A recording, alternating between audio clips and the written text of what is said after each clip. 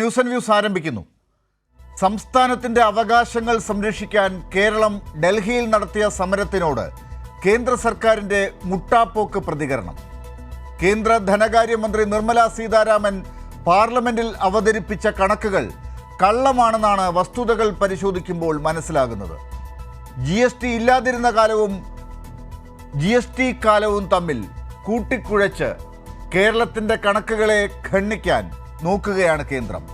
കേരളത്തിൻ്റെ നികുതി വിഹിത ശതമാനം നിശ്ചയിച്ചതിലെ അനീതി കേരളം തുറന്നു കാട്ടുമ്പോൾ പരിഹാരം കാണാതെ മറ്റ് സംസ്ഥാനങ്ങൾക്കൊപ്പം റവന്യൂ കമ്മി ഗ്രാന്റ് അനുവദിച്ചു എന്ന് സമർത്ഥിക്കുകയാണ് കേന്ദ്രമന്ത്രി.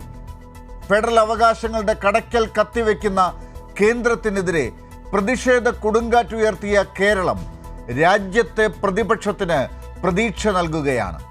കള്ളക്കണക്കുകളിലൂടെ കേരളത്തിൻ്റെ സമരം തുറന്ന രാഷ്ട്രീയ പോർമുഖം കണ്ടില്ല എന്ന് വെക്കാൻ BJPക്കും കേന്ദ്ര സർക്കാരിനും കഴിയുമോ?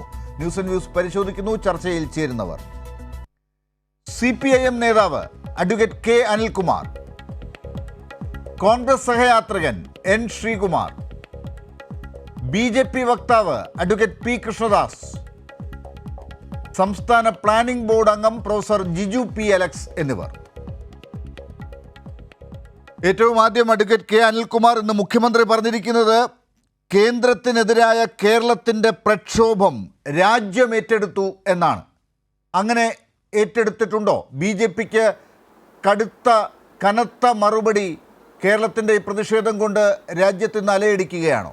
ആദ്യമായി നമ്മുടെ രാജ്യം ചെന്നുപെട്ടിരിക്കുന്ന ഭീകരമായ അവസ്ഥയെക്കുറിച്ചൊരു വാക്ക് പറയാൻ അനുവദിക്കണം. പാണ്ഡവന്മാരെ ഇല്ലാതെയാക്കാൻ അരക്കില്ലം ചുട്ട കഥ മഹാഭാരതത്തിലുണ്ട്. ഇന്ന് നമ്മുടെ രാജ്യത്തെ തന്നെ ഒരു അരക്കില്ലമാക്കിക്കൊണ്ട് ചുടുന്ന പ്രവർത്തനമാണ് ഇന്ത്യ രാജ്യത്തെ ഗവൺമെൻറ് ആരംഭിച്ചിരിക്കുന്നത്. മണിപ്പൂരിൽ ഇന്ത്യക്കകത്ത് തന്നെ മെയ്തി, കുക്കി ഗ്രാമങ്ങൾ തമ്മിൽ അതിർത്തികൾ സൃഷ്ടിക്കപ്പെട്ട് കഴിഞ്ഞു. ഇന്നിപ്പോൾ അവസാനമായി ലഭിക്കുന്ന വാർത്ത ഉത്തരാഖണ്ഡിൽ കലാപമാണ്. 4 ആളുകൾ കൊല്ലപ്പെട്ടു, 250 ആളുകൾക്ക് പരിക്കേറ്റിട്ടുണ്ട്. അവിടെയും ആരാധനാലയം തകർക്കുന്നതുമായി ബന്ധപ്പെട്ട വിഷയമാണ് വരുന്നത്. ഒരു പ്രധാനമന്ത്രി ഇന്ത്യ രാജ്യത്തിരിക്കുമ്പോൾ ഒരു ആരാധനാലയം തകർക്കപ്പെട്ടത് നമ്മുടെ മുമ്പിലുണ്ട്. ആ മുൻ പ്രധാനമന്ത്രിക്ക് കോൺഗ്രസ് പോലും കൊടുക്കാത്ത ബഹുമതി കൊടുക്കാൻ തയ്യാറാകുന്ന ഒരു കേന്ദ്ര സർക്കാരിനെയാണ് നമ്മൾ കാണുന്നത്, ഭാരതരത്നം നരസിംഹറാവുവിന്. യഥാർത്ഥത്തിൽ നമ്മുടെ സമൂഹത്തിലെ മനുഷ്യൻ്റെ ജീവിത പ്രശ്നങ്ങളെ രാഷ്ട്രീയത്തിൻ്റെ ചർച്ചയാക്കുക എന്നുള്ളതാണ് ഇടതുപക്ഷ രാഷ്ട്രീയം. അങ്ങനെ ഇടതുപക്ഷ രാഷ്ട്രീയം മുന്നോട്ട് വെക്കുന്ന മനുഷ്യജീവിതഗന്ധിയായ വിഷയങ്ങളെ ചർച്ചയിലേക്ക് കൊണ്ടുവരുന്നതിന് ഞങ്ങൾ സമ്മതിക്കില്ല. ഞങ്ങൾ ഇത്തരം വൈകാരിക പ്രശ്നങ്ങൾ ഉയർത്തിക്കൊണ്ടായിരിക്കും ഇനിയും തെരഞ്ഞെടുപ്പിനെ നേരിടുക എന്ന തരത്തിൽ പ്രവർത്തിച്ചു കൊണ്ടിരിക്കുന്ന BJPക്ക് മുമ്പിൽ, RSSന് മുമ്പിൽ, കേന്ദ്ര സർക്കാരിന് മുന്നിൽ ഇന്നലെ ഇന്ത്യ രാജ്യത്തിൻ്റെ തലസ്ഥാനത്ത് ഇടതുപക്ഷ നേതൃത്വത്തിൽ, കേരള സർക്കാരിൻ്റെ നേതൃത്വത്തിൽ നടന്ന രാഷ്ട്രീയത്തിൻ്റെ പോരാട്ടത്തിൻ്റെ ഗുണപരമായ മികവും ഉണർവും ഇന്ത്യൻ രാഷ്ട്രീയത്തിന് കൃത്യമായ ദിശാബോധം പകരുന്നു. അതുകൊണ്ട് തന്നെ ആ സമരം ഇന്ത്യ രാജ്യത്തെ നരേന്ദ്രമോദി സർക്കാരിനെ ക്ഷീണിപ്പിച്ചിട്ടുണ്ട്, തുറന്നു കാട്ടിയിട്ടുണ്ട് എന്നുള്ളതാണ് ഒരു പ്രധാനപ്പെട്ട കാര്യം. രണ്ടാമത്, നമ്മുടെ രാജ്യത്തെ ജനാധിപത്യ വ്യവസ്ഥയിൽ പ്രതിപക്ഷ ബഹുമാനമോ ഭരണഘടനാ സ്ഥാപനങ്ങളോടുള്ള ബഹുമാനമോ രാജ്യത്തെ ജനങ്ങളോടോ മാധ്യമങ്ങളോടോ ഉത്തരവാദിത്വമോ ഉള്ള ഒരു കൂട്ടരല്ല ഇന്ത്യ ഭരിക്കുന്നത്. സ്വാഭാവികമായും കടന്നാക്രമണത്തിൻ്റെ രീതിയാണ് അവർ അവലംബിക്കുക. നമ്മൾ പാകിസ്ഥാൻ്റെ പ്രധാനമന്ത്രിക്ക് മുമ്പിലോ പാകിസ്ഥാൻ്റെ പാർലമെൻറ്റിന് മുന്നിലോ അല്ല സമരത്തിന് പോയത്. ഇന്ത്യ രാജ്യത്തിൻ്റെ തലസ്ഥാനത്തേക്കാണ് സമരത്തിന് പോയത്. അവിടെ ചെന്നപ്പോൾ മുഖ്യമന്ത്രിമാർ 2 ആൾ കൂടി അതിനോടൊപ്പം ചേർന്നു. വിവിധ സംസ്ഥാന സർക്കാരുകളുടെ പ്രതിനിധികൾ വന്നു. അവസാനം മിസോറാമിലെ ഏറ്റവും അവസാനം മുഖ്യമന്ത്രിയായ ലാൽ ഡുഹോമ, അദ്ദേഹം ആ സമരത്തിന് അഭിവാദ്യം അർപ്പിച്ചു. എന്താ ഇത് കാണിക്കുന്നത്? ഒരു പൊതുവികാരം ഈ നാട്ടിലുണ്ട്. ഈ അടിസ്ഥാനത്തിൽ ഈ വിഷയത്തിൽ സ്വതന്ത്രമായൊരു ചർച്ചയ്ക്ക് നിർമ്മല സീതാരാമൻ തയ്യാറാകണ്ടേ? കേരളത്തിലെ സർക്കാർ ഉന്നയിച്ചിരിക്കുന്ന വിഷയത്തെക്കുറിച്ച് മുഖ്യമന്ത്രിയുമായി ഒരു തുറന്ന ചർച്ചയ്ക്ക് പ്രധാനമന്ത്രി തയ്യാറാകണ്ടേ? നിങ്ങൾ ഉന്നയിച്ച വിഷയത്തിലെ ന്യായാന്യായങ്ങൾ കണക്കാക്കി ഞങ്ങൾ തുടർന്ന് ഇങ്ങനെ പോകും എന്ന് പറയാനുള്ളൊരു ബാധ്യത അവർക്കില്ലേ? ഞങ്ങൾ അധികാരത്തിൽ നിലനിൽക്കുന്നിടത്തോളം കാലം ഇതായിരിക്കും അവസ്ഥ. BJPക്ക് ഒരു തവണ അധികാരം കിട്ടിക്കഴിഞ്ഞാൽ ഇതിനേക്കാൾ തീക്ഷ്ണമായി ഞങ്ങളെ പരാജയപ്പെടുത്തുന്ന സംസ്ഥാന ഗവൺമെൻറ്റുകളെ ഞങ്ങൾ വേട്ടയാടും. ഇതാണ് BJP മുന്നോട്ട് വെക്കുന്ന ആശയം. അതുകൊണ്ട് നിർമ്മലാ സീതാരാമൻ്റെ കള്ളക്കണക്കും നിർമ്മലാ സീതാരാമൻ മുഖം മറയ്ക്കാൻ വേണ്ടി എടുക്കുന്ന ഇത്തരം എല്ലാ നടപടികളും ആരൂഢം വളഞ്ഞ ഇന്ത്യ രാജ്യത്തിനകത്തെ ഒരു ജനാധിപത്യ വ്യവസ്ഥയ്ക്കകത്ത്, ഞെരിഞ്ഞ് തകർന്നുകൊണ്ടിരിക്കുന്ന ഒരു ജനാധിപത്യ വ്യവസ്ഥയ്ക്കകത്ത് ജനസമൂഹങ്ങൾ അനുഭവിക്കുന്ന പ്രശ്നങ്ങളെ ജനങ്ങളുടെ മുന്നിൽ എത്തിക്കുന്നവർക്കുള്ള മറുപടി കൊഞ്ഞനം കാട്ടലാണ് എന്ന് തന്നെയാണ്. നിർമ്മലാ സീതാരാമൻ തെറ്റായ കണക്കുകൾ പറയുന്നതിൻ്റെ ന്യായം എന്താണ്? ഒരു പ്രധാനപ്പെട്ട കാര്യം ഞാൻ പറയാം. നരേന്ദ്രമോദി അധികാരത്തിൽ വരുമ്പോൾ ഒരു ഡോളറിന് എത്ര ഇന്ത്യൻ രൂപ കൊടുക്കണമായിരുന്നു? ഏതാണ്ട് കണക്ക് നോക്കിയാൽ 62 രൂപ 63 പൈസ കൊടുക്കണം. 62-63 രൂപയാണ് അക്കാലത്തെ കണക്ക്. ഇന്നൊരു ഡോളർ സമം 84 രൂപയാണ്. അതിനർത്ഥം എന്താണ്? ഇന്ത്യൻ രൂപയുടെ മൂല്യം കുറഞ്ഞു. അപ്പോൾ 10 കൊല്ലം UPA സർക്കാരിൻ്റെ കാലത്ത് ആകെ കേരളത്തിന് കിട്ടിയ സംഖ്യയും ഇന്ന് കേന്ദ്ര സർക്കാർ നികുതി വിഹിതത്തിൻ്റെ ഭാഗമായി നമുക്ക് തരുന്ന സംഖ്യയും തമ്മിൽ കണക്കാക്കിയിട്ട് ഞങ്ങൾ കൂടുതൽ പണം തന്നു എന്ന് പറഞ്ഞാൽ ആ തരുന്ന പണത്തിൻ്റെ പ്രധാനപ്പെട്ട ചോദ്യം എന്താണ്? 10 കൊല്ലം മുമ്പത്തെ ഇന്ത്യൻ രൂപയുടെ വില എന്താണ്? ഇന്ന് എത്ര രൂപയായിട്ടത് മുഞ്ഞുകുത്തിയിരിക്കുന്നു? ഇതല്ലേ ഒന്നാമത്തെ ചോദ്യം. 10 വർഷം മുമ്പ് ഇന്ത്യ രാജ്യത്തിൻ്റെ ബഡ്ജറ്റ് 22 ലക്ഷം കോടി രൂപയാണ്. ഇന്ന് ഇന്ത്യ രാജ്യത്ത് കേന്ദ്ര സർക്കാരിൻ്റെ ബഡ്ജറ്റ് 46 ലക്ഷം കോടി രൂപയാണ്. അതിൽ ഏതാണ്ടൊരു 17 ലക്ഷം കോടി രൂപ ഇത്തവണ തന്നെ അവർ കടം വാങ്ങുന്ന പണമാണ്. ഇന്ത്യ രാജ്യത്തിന് സമ്പത്തുള്ളത് കൊണ്ടല്ല അത്രയും വലിയ ബഡ്ജറ്റ് വരുന്നത്, കടം വാങ്ങുകയാണ്. കടം എടുക്കാൻ മാർഗമില്ലാതെ വന്നാൽ റിസർവ് ബാങ്ക് നോട്ടടിക്കാൻ തയ്യാറായിരിക്കുകയാണ്. അതിനുള്ള അധികാരം കേന്ദ്രത്തിനുണ്ട്. അതുകൊണ്ടാണ് ധനക്കമ്മി എന്ന് പറയുന്നത് 6.4%, 5.9% ഒക്കെ ആയിട്ട് ഇങ്ങനെ തുള്ളിക്കളിച്ചുകൊണ്ടിരിക്കുന്നത്. അതെല്ലാം വെച്ച് നോക്കുമ്പോൾ ഈ കേരളം എത്രയോ ഭദ്രമായ നിലയിലാണ്. അതുകൊണ്ട് ഉയർത്തിയ പ്രശ്നങ്ങളെക്കുറിച്ച് അന്തസ്സായ ഒരു ചർച്ചയ്ക്ക്, മുഖാമുഖം ചർച്ചയ്ക്ക് നിർമ്മലാ സീതാരാമൻ തയ്യാറാണോ? തിരുവനന്തപുരത്ത് വന്ന് പത്രമാധ്യമങ്ങളെ വിളിച്ചിട്ട് പറഞ്ഞു, നിങ്ങൾ ഓഫാക്കി ആ ക്യാമറകളെല്ലാം ഓൺ ചെയ്യണം, ഞങ്ങൾ പണം തന്നു കഴിഞ്ഞു. നിർമ്മലാ സീതാരാമൻ ആ പ്രസംഗം തിരുവനന്തപുരത്ത് നടത്തുമ്പോൾ കഴിഞ്ഞ ജൂൺ മാസം മുതൽ കേന്ദ്ര സർക്കാർ കുടിശ്ശികയാക്കിയിരിക്കുകയാണ് പെൻഷൻ. അവർ പ്രസംഗിക്കുന്ന ഒക്ടോബറിലാണ്, നവംബറിലാണ്. അതിൻ്റെ തമാശ എന്താണ്? തലേ ഒക്ടോബർ മാസമാണ് ഏതാണ്ട് ദീർഘ 39 മാസക്കാലത്തെ കേന്ദ്ര സർക്കാർ തരാനുള്ള നാമമാത്രമായ 200 രൂപയുടെ പെൻഷൻ 6 ലക്ഷത്തോളം പേർക്ക് ഈ കേരളത്തിന് കുടിശ്ശികയാക്കി തന്നിട്ട് പോയത്. അത് റിലീസ് ചെയ്തിട്ട് ഇനി എത്ര കൊടുക്കാനുണ്ട് ബാക്കി? കേരളം ഉന്നയിക്കുന്ന കേസ് എന്താണ്? മറുപടി പറയുന്നത് വേറൊന്നാണ്. കുറേ പ്രതിപക്ഷ MPമാർ കേരളത്തിൽ നിന്ന് പോകും, NK പ്രേമേന്ദ്രനെ പോലുള്ള ആളുകൾ. നിർമ്മലാ സീതാരാമന് കേരളത്തെക്കുറിച്ചുള്ള വ്യാധി ആഖ്യാനങ്ങൾ ഉണ്ടാക്കാൻ തക്കവണ്ണം ചോദ്യങ്ങൾ ചോദിക്കും. ആ ചോദ്യം ധനകാര്യ മന്ത്രാലയത്തിൽ നിന്ന് എഴുതി കൊടുക്കുന്ന ചോദ്യമാണ്. എന്നിട്ട് ധനകാര്യമന്ത്രി അതിന് ഉത്തരം പറയും. ആ ഉത്തരങ്ങൾ എന്ന് പറയുന്നത് കേരള സർക്കാരിനെ തകർക്കാനും കേരളത്തെ തകർക്കാനുമുള്ളതാണ്. ഈ കൂട്ടുകച്ചവടം നടത്തുന്നവരോട് പറയാൻ ആഗ്രഹിക്കുന്നത്, നിങ്ങൾ മാത്രമായി ഒറ്റപ്പെട്ടിരിക്കുന്നു. കേരളത്തിലെ പ്രതിപക്ഷം, അതിൽ പ്രത്യേകിച്ച് കോൺഗ്രസിൻ്റെ പ്രതിപക്ഷ നേതാവും KPCC പ്രസിഡൻറ്റും മാത്രമായി ഒറ്റപ്പെട്ടിരിക്കുന്നു. മല്ലികാർജ്ജുന ഖാർഗെയ്ക്ക് മനസ്സിലാകുന്ന മലയാളം K സുധാകരനും VD സതീശനും മനസ്സിലാവില്ല എന്ന് പറഞ്ഞാൽ ഈ കേരളത്തെ പ്രതിനിധീകരിക്കാൻ KPCCക്ക് അധികാരമില്ല എന്നുള്ളതാണ് യാഥാർത്ഥ്യം. അതുകൊണ്ട് തന്നെ നിർമ്മലാ സീതാരാമൻ്റെ കള്ളക്കണക്കും ആ കള്ളക്കണക്ക് കേരള സമൂഹത്തിനകത്ത് പ്രചരിപ്പിക്കാൻ തക്കവണ്ണം കൂട്ടുനിൽക്കുന്ന കേരളത്തിലെ പ്രതിപക്ഷവും തുല്യ ഉത്തരവാദികളാണ്. ഈ കേരളത്തിനെതിരായ കടന്നാക്രമണത്തിൽ യുദ്ധം ഈ രണ്ട് ശക്തികൾക്കുമെതിരെ ഒരുമിച്ച് പോയെങ്കിൽ മാത്രമേ കേരളം രക്ഷപ്പെടുകയുള്ളൂ. അഡ്വക്കേറ്റ് കൃഷ്ണദാസ്, ഇക്കാര്യത്തിൽ ഒരു മറുപടി കേരളത്തിന് ആവശ്യമുണ്ട്. അത് എന്തുകൊണ്ടാണ് നിർമ്മലാ സീതാരാമൻ അങ്ങനെ ഒരു നേർക്കുനേർ മറുപടിക്ക് തയ്യാറാകാത്തത്, അല്ലെങ്കിൽ കൃത്യമായ കാര്യങ്ങൾ മറുപടിയായി നൽകാത്തത്? പ്രധാനമന്ത്രി എന്തുകൊണ്ടാണ് മുഖ്യമന്ത്രിക്ക് മുഖ്യമന്ത്രിയോട് ആ അർത്ഥത്തിൽ കേരളത്തിൻ്റെ ഈ ആവശ്യങ്ങളോട് പ്രതികരിക്കാത്തത്? ശ്രീ ലാൽ, ബഹുമാനപ്പെട്ട അങ്ങയുടെ ചോദ്യത്തിന് ഒറ്റ ഉത്തരമേ ഉള്ളൂ.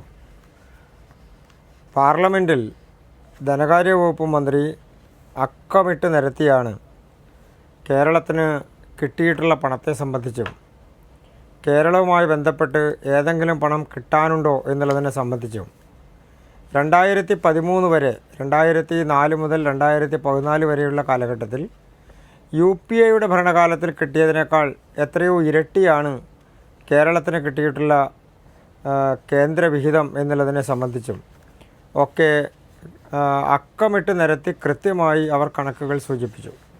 അതിനപ്പുറത്തേക്ക് ഈ രാജ്യത്തെ കേരളത്തിലെ മുഴുവൻ ആളുകളും കാണുന്ന തരത്തിൽ പാർലമെൻറ്റിനകത്ത് രേഖയാകുന്ന തരത്തിൽ പറഞ്ഞിട്ടുള്ളൊരു കണക്കിനപ്പുറത്തേക്ക് മറ്റേതെങ്കിലും ഒരു കണക്ക് ഞാൻ കണക്ക് നിരത്തി പറയേണ്ടതില്ല. അതിൻ്റെ പ്രധാനപ്പെട്ട കാരണം ആ കണക്കുകൾ ആധികാരികമായി കേന്ദ്ര ധനകാര്യ വകുപ്പ് മന്ത്രി കേരളവുമായി ബന്ധപ്പെട്ടുകൊണ്ട് സമരം നടക്കുന്ന ദിവസം തന്നെ കേരളത്തിന് കിട്ടാനുണ്ടോ, കിട്ടിയിട്ടുണ്ടോ, കിട്ടിയതെത്ര, ഏതെങ്കിലും തരത്തിൽ കിട്ടാനുള്ളതിൻ്റെ ബാക്കി എത്ര എന്നുള്ളതിനെ സംബന്ധിച്ച് സുവ്യക്തമായിട്ടുള്ള മറുപടി കഴിഞ്ഞിരിക്കുന്നു.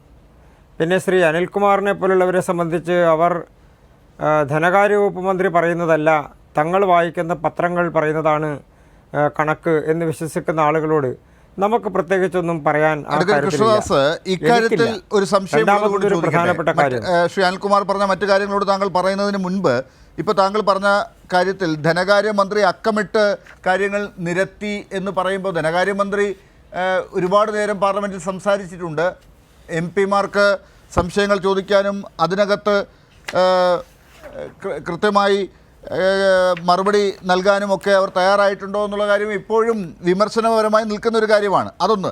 രണ്ടാമത്തെ കാര്യം, ഈ 2004 മുതൽ 2014 വരെ രാജ്യത്ത് മറ്റൊരു തരത്തിലുള്ള സാമ്പത്തിക രീതിയായിരുന്നു. ഫെഡറൽ സാമ്പത്തിക സ്ട്രക്ചറിനെ സംബന്ധിച്ചിടത്തോളം അങ്ങേക്ക് തന്നെ അറിയാം, GST ഒക്കെ വരുന്നതിന് മുമ്പുള്ളൊരു കാലഘട്ടമാണ്. അന്നത്തെ കാലഘട്ടത്തിൽ എങ്ങനെയാണ് സംസ്ഥാനത്തിന് ലഭ്യമായിരുന്നത് നികുതി വിഹിതം എന്നതും ഇപ്പോഴത്തെ കാലഘട്ടത്തിലെ നികുതി വിഹിതവും തമ്മിലൊക്കെ എങ്ങനെയാണ് താരതമ്യം ചെയ്യുക? ഈ നികുതി കോമ്പൻസേഷൻ ഉൾപ്പെടെ GST കോമ്പൻസേഷനൊക്കെ ഉൾപ്പെടെ തരുന്ന കാര്യങ്ങളെ കൂടെ കൂട്ടിക്കൊണ്ടുള്ള ഒരു കണക്കാണ് നിർമ്മലാ സീതാരാമൻ അവതരിപ്പിച്ചിരിക്കുന്നത്. അതിനൊക്കെ മറുപടി കിട്ടാത്തൊരു സാഹചര്യം എന്തുകൊണ്ടാണ് ഉണ്ടായിരിക്കുന്നത്? ഡോക്ടർ ലാൽ, ഈ വിഷയത്തിൽ നമ്മൾക്ക് കള്ളം പറയാം, അത് എത്രത്തോളം പറയാം എന്നുള്ളതിന് മാത്രമേ വ്യത്യാസമുള്ളൂ. ഇതിലൊരു പ്രധാനപ്പെട്ട കാര്യം, 2014 ശേഷം നമ്മുടെ രാജ്യത്തെ 14-ാം ധനകാര്യ കമ്മീഷൻ്റെ കാര്യത്തിലാണെങ്കിലും 15-ാം ധനകാര്യ കമ്മീഷൻ്റെ കാര്യത്തിലാണെങ്കിലും 13-ാം ധനകാര്യ കമ്മീഷൻ അവസാനിച്ചതിന് ശേഷം 32% ഉണ്ടായിരുന്ന സംസ്ഥാനങ്ങൾക്ക് നൽകുന്ന വിഹിതം 42% ഉയർത്തപ്പെട്ടു. അത് 14-ാം ധനകാര്യ കമ്മീഷൻ ഫോളോ ചെയ്തു. 15-ാം ധനകാര്യ കമ്മീഷൻ സമാനമായിട്ടുള്ള സാഹചര്യം ഫോളോ ചെയ്തു. ഈ രണ്ട് ഘട്ടത്തിലും കേരളത്തിന് അതുമായി ബന്ധപ്പെട്ടുകൊണ്ട് ഏതെങ്കിലും നഷ്ടമുണ്ടായിട്ടുണ്ട് എന്ന് പറയുന്നത് 15-ാം ധനകാര്യ കമ്മീഷനിലേക്ക് വന്നപ്പോൾ ഉണ്ടായിട്ടുള്ള പെർസെൻറ്റേജിൻ്റെ വ്യത്യാസമാണ്. അത് GSTയുമായി തട്ടിച്ച് നോക്കിയാലും ധനക്കമ്മി നികത്തുന്നതുമായി ബന്ധപ്പെട്ടുകൊണ്ടാണെങ്കിലും 2017 ശേഷം 2022 വരെ 5 വർഷക്കാലം കേരളത്തിന് കിട്ടിയത് 53,284 കോടി രൂപയാണ്. എന്ന് പറഞ്ഞാൽ അങ്ങനെയുള്ള ഏതെങ്കിലും ഒരു പെർസെൻറ്റേജ് വ്യത്യാസം ദേശീയ ശരാശരിയുമായി ബന്ധപ്പെട്ടുണ്ടെങ്കിൽ, അല്ലെങ്കിൽ മറ്റ് സംസ്ഥാനങ്ങളുമായി തട്ടിച്ചു നോക്കുമ്പോൾ മുൻ കാലഘട്ടങ്ങളിൽ 14-ാം ധനകാര്യ കമ്മീഷനിൽ നിന്ന് കുറവ് വന്നിട്ടുണ്ടെങ്കിൽ അതിനുള്ള കോമ്പൻസേഷനായി കിട്ടിയിട്ടുള്ള പണമാണ്. ശ്രീ കൃഷ്ണദാസ്, എന്താണ് കേരളത്തിന്റെ പരാതി എന്ന് BJPക്കോ കേന്ദ്ര സർക്കാരിനോ മനസ്സിലായിട്ടുണ്ടോ ഇതുവരെ? അത് ഒരു ഭാഗത്ത് നിൽക്കട്ടെ. അതേസമയം കേരളം ആവശ്യപ്പെടുന്ന കാര്യങ്ങൾക്ക് പണം കൊടുക്കുന്നില്ല എന്നുള്ളത് പോകട്ടെ, നികുതി വിഹിതത്തിൻ്റെ കാര്യത്തിൽ കുറവ് വരുത്തിയിട്ടുണ്ട് എന്നുള്ളത് പോകട്ടെ, ഇതൊക്കെ ഉത്തരമായി നൽകുന്നുണ്ട് പാർലമെൻറ്റിൽ എന്ന് പറയുമ്പോൾ അക്കാര്യത്തിൽ ഇപ്പോൾ NK പ്രേമചന്ദ്രൻ ചില ചോദ്യങ്ങൾ ചോദിച്ചതിന് ഉത്തരം കിട്ടിയെന്നാണ് പറയുന്നത്. ഇന്നിപ്പോൾ NK പ്രേമചന്ദ്രനെ മാത്രമായി പ്രധാനമന്ത്രി 8 പേരെ വിളിച്ച കൂട്ടത്തിൽ ഉച്ചയൂണ് കഴിക്കാനായി വിളിച്ചിട്ടുണ്ട്. ഇന്നിപ്പോൾ മറ്റൊരു കാര്യം, നേരത്തെ ശ്രീ അനിൽകുമാർ ചൂണ്ടിക്കാട്ടിയത് ഈ നരസിംഹറാവുവിന് ഭാരതരത്ന കൊടുത്ത കാര്യമൊക്കെയാണ്. ഞാൻ ഇതൊക്കെ കൂടി കൂട്ടിക്കൊഴിച്ച് പറയുന്നത് എന്താണെന്ന് വെച്ച് കഴിഞ്ഞാൽ, എവിടെ നിന്ന് തുടങ്ങണമെന്ന് അറിയാത്ത വണ്ണം രാജ്യത്തിൻ്റെ ഭരണഘടനയെ നോക്കുകുത്തിയാക്കുന്നു എന്ന പരാതി ഈ സർക്കാരിനെ കുറിച്ച് വരുന്നു. ഫെഡറൽ നിയമങ്ങൾ കാറ്റിൽ പറത്തിക്കൊണ്ട് സംസ്ഥാനങ്ങൾക്ക്, പ്രത്യേകിച്ച് കേരളം പോലെയുള്ള സംസ്ഥാനങ്ങളോട് പക വീട്ടുന്ന രീതിയിലുള്ള നയമെടുക്കുന്നു കേന്ദ്ര സർക്കാർ എന്ന് ചൂണ്ടിക്കാട്ടപ്പെടുന്നു. ഇതൊന്നും കണ്ട ഭാവമേ നടിക്കുന്നില്ല. പ്രധാനമന്ത്രി ആ ഭാഗത്തേക്കില്ല, നിർമ്മലാ സീതാരാമൻ ആ ഭാഗത്തേക്ക് തിരിഞ്ഞു നോക്കുന്നില്ല. എന്ത് തരത്തിലുള്ള സമീപനമാണ് ഇത്? ലാൽ, എനിക്ക് ഇതിലൊരു ചെറിയ കാര്യം മാത്രമേ സൂചിപ്പിക്കാനുള്ളൂ. നമ്മളുടെ വീട്ടിൽ ചില കുട്ടികൾ ചില വസ്തുക്കൾ ആവശ്യപ്പെട്ട് നിരന്തരമായി കരഞ്ഞുകൊണ്ടിരിക്കും. അങ്ങനെ കരഞ്ഞുകൊണ്ടിരിക്കുന്ന കുട്ടികളെ എത്ര ശ്രമിച്ചാലും അവർ കരച്ചിൽ നിർത്തില്ല. അതിൻ്റെ പ്രധാനപ്പെട്ട കാരണം അവരുടെ ഉദ്ദേശം കരഞ്ഞുകൊണ്ടേയിരിക്കുക എന്നുള്ളതാണ്. അവർക്ക് എന്തിനാണ് കരയുന്നതെന്നോ അതിൻ്റെ ഉദ്ദേശം എന്താണെന്നോ അത് എപ്പോഴെങ്കിലും നിറവേറ്റപ്പെടുമെന്നോ നിറവേറ്റേണ്ടതാണ് എന്നുള്ളതിനെ സംബന്ധിച്ചോ ഒരു വ്യക്തതയും അവർക്കില്ല. ഉദാഹരണത്തിന്, കേരള ഗവൺമെൻറ് ഒരു അന്യായം ബഹുമാനപ്പെട്ട സുപ്രീം കോടതിയിൽ ഫയൽ ചെയ്തിട്ടുണ്ട്. ആർട്ടിക്കിൾ 131 പ്രകാരം ഇതൊരു അന്തർ സംസ്ഥാന തർക്കമാണെന്നും കേന്ദ്രവും കേരളവും തമ്മിലുള്ള തർക്കമാണെന്നും അതിൽ കേരളത്തിന് പണം കിട്ടാൻ നിർദ്ദേശിക്കണമെന്നും എല്ലാമാണ് അതിൻ്റെ അടിസ്ഥാനപരമായിട്ടുള്ള കേസിൻ്റെ ആവശ്യങ്ങൾ. അതിൽ ഞാനൊരു കൃത്യമായ കാര്യം ചോദിക്കാൻ ആഗ്രഹിക്കുന്നത്, ഇന്ന ഹെഡിൽ ഇത്ര രൂപ കിട്ടാനുണ്ട്, അത് ഞങ്ങൾക്ക് കിട്ടാൻ ഭരണഘടനാപരമായിട്ടല്ല കണക്കുകളുടെ അടിസ്ഥാനത്തിൽ അവകാശമുണ്ട്. ഞാൻ ഭരണഘടനാപരമായിട്ടല്ല എന്ന് പറയാനുള്ള പ്രധാനപ്പെട്ട കാരണം, നമ്മുടെ സാമ്പത്തിക ഇടപാടുകളിൽ കേന്ദ്ര ഗവൺമെൻറ്റും സംസ്ഥാന ഗവൺമെൻറ്റുകളും തമ്മിൽ നിലവിൽ നിൽക്കുന്നൊരു സാഹചര്യം GSTയുമായി ബന്ധപ്പെട്ടുകൊണ്ട്, നീതി ആയോഗുമായി ബന്ധപ്പെട്ടുകൊണ്ട്, 15ാം ധനകാര്യ കമ്മീഷനുമായി ബന്ധപ്പെട്ടുകൊണ്ട് വന്നിട്ടുള്ള മാറ്റം, ആ മാറ്റത്തെ നമ്മുടെ രാജ്യത്തെ എല്ലാ സംസ്ഥാനങ്ങളും ഫെഡറൽ സംവിധാനത്തിൽ അംഗീകരിച്ച് കഴിഞ്ഞിട്ടുള്ളതാണ്. യെസ്, തോമസ് ഈ പറയുന്ന കാര്യങ്ങൾ ആണ്. ഞാനൊന്ന് പറയട്ടെ, ഒറ്റ കാര്യം, ഇതല്ല നമ്മുടെ ചർച്ച. അങ്ങ് ഇപ്പോഴും പറയുന്നത് ഏത് ഹെഡിലാണ് തരാതിരിക്കുന്നത് എന്ന് ചൂണ്ടിക്കാട്ടൂ എന്നൊക്കെ ആണല്ലോ. അങ്ങനെ ഒരു ഹെഡിൽ പ്രത്യേകിച്ച് തരാതിരുന്നു എന്നുള്ളതല്ല കേരളത്തിൻ്റെ പരാതി. കേരളത്തിന് അവകാശപ്പെട്ട ചില പ്രിവിലേജുകൾ ഇല്ലാതാക്കുന്നു. ഇവിടെ കേരളത്തോട് ഒരു ഫെഡറൽ സംവിധാനം എന്നുള്ള നിലയ്ക്ക് കാണിക്കേണ്ട സമീപനമല്ല കേന്ദ്ര സർക്കാർ കാണിക്കുന്നത്. അങ്ങ് കൃത്യമായി നേരത്തെ പറഞ്ഞതുപോലെ ഒരു അച്ഛനും അമ്മയും എങ്ങനെയാണ് കുട്ടികളെ വളർത്തുന്നത്, അതുപോലെയാണ് ഒരുപക്ഷെ നരേന്ദ്രമോദിയും നിർമ്മലാ സീതാരാമനും ഒക്കെ ഈ കേരളത്തെ, പിണറായി വിജയനെയൊക്കെ കാണുന്നതെന്നാണ് എനിക്ക് തോന്നുന്നത്. കുട്ടികൾ കരയുമ്പോൾ അവർക്കെല്ലാം വാങ്ങിച്ചു കൊടുക്കാൻ പറ്റില്ലല്ലോ. അപ്പോൾ അങ്ങനെ ഒരു സമീപനമാണ് ഇപ്പോൾ എടുത്തിട്ടുള്ളതെന്നാണ് എനിക്ക് തോന്നുന്നത്. നിങ്ങൾക്ക് BJP കൃത്യമായി ഇപ്പോൾ ഈ ചർച്ചയിൽ ചൂണ്ടിക്കാട്ടിയല്ലോ, അതാണ് എനിക്ക് തോന്നുന്നത്. അതല്ലാതെ ഫെഡറൽ സംവിധാനമാണ്, കേന്ദ്ര സർക്കാർ, യൂണിയൻ ഓഫ് സ്റ്റേറ്റ്സ് ആണ് ഇവിടെ ഉള്ളത്. അവിടെ യൂണിയൻ ഗവൺമെൻറ് എന്താണ് ചെയ്യേണ്ടത്, സംസ്ഥാന സർക്കാരിന് എന്തൊക്കെയാണ് കൊടുക്കേണ്ടത്, അവരുടെ ആവശ്യങ്ങൾ എങ്ങനെയാണ് പരിഗണിക്കേണ്ടത്, അവരുടെ പരാതികൾ എങ്ങനെയാണ് കേൾക്കേണ്ടത്, അവർക്ക് കിട്ടേണ്ട നികുതി വിഹിതത്തിൽ ഇളവുകൾ വരുത്താനും വായ്പ എടുക്കാനുള്ള അനുവാദം കൊടുക്കുന്ന കാര്യത്തിലുമൊക്കെ നിയമങ്ങളിൽ മാറ്റങ്ങൾ വരുത്തേണ്ടതുണ്ടോ എന്നൊക്കെ ജനാധിപത്യപരമായി സമീപിക്കാൻ കേന്ദ്ര സർക്കാർ തയ്യാറാകുന്നുണ്ടോ? അതാണ് ചോദ്യം. അല്ലാതെ ഏതെങ്കിലും ഒരു ഹെഡിൽ കൃത്യമായി പറഞ്ഞ കാര്യങ്ങൾ കൊടുത്തില്ലേ എന്നുള്ളതല്ല പരാതി. ഡോക്ടർ ലാൽ, ഞാൻ പറഞ്ഞ കാര്യത്തെ അങ്ങ് തെറ്റായി ധരിച്ചത് കൊണ്ടാണ് അങ്ങേക്ക് അതിനെ അങ്ങനെ വ്യാഖ്യാനിക്കേണ്ടി വന്നത്. ഞാൻ പറഞ്ഞത് അങ്ങനെയല്ല. ഞാൻ പറഞ്ഞു വന്നത്, തെറ്റായ കാര്യങ്ങൾ സ്ഥിരമായി ആവശ്യപ്പെട്ടുകൊണ്ടിരുന്നാൽ അത് കിട്ടാനുള്ള സാധ്യതയുണ്ടോ എന്നുള്ളതാണ്. പിന്നെ അങ്ങ് ചോദിച്ച ചോദ്യം, ബഹുമാനപ്പെട്ട പ്രധാനമന്ത്രിയാണെങ്കിലും ധനകാര്യ വകുപ്പ് മന്ത്രിയാണെങ്കിലും കേന്ദ്രവുമായി ബന്ധപ്പെട്ടുകൊണ്ട് ഒരു സംസ്ഥാനത്തിന് അതിലേക്ക് പറയാൻ വന്നപ്പോഴാണ് എൻ്റെ അടുത്തുനിന്ന് അങ്ങയുടെ ചോദ്യത്തിലേക്ക് പോയത്. ശ്രീ തോമസ് ഐസക് ധനകാര്യമന്ത്രി ആയിരിക്കുമ്പോൾ GSTയുമായി ബന്ധപ്പെട്ടുകൊണ്ടുള്ള പല തർക്കങ്ങളും ഉന്നയിച്ചു. ഒടുവിൽ അദ്ദേഹം GST അംഗീകരിച്ചില്ലേ? ആ GST അംഗീകരിച്ച തോമസ് ഐസക്കിന് നിങ്ങൾ എന്തുകൊണ്ട് കഴിഞ്ഞ തവണ സീറ്റ് കൊടുത്തില്ല? അപ്പോൾ അദ്ദേഹം ചെയ്തത് എന്തെങ്കിലും തെറ്റായത് കൊണ്ടാണോ? ഇനി രണ്ടാമത്തത്,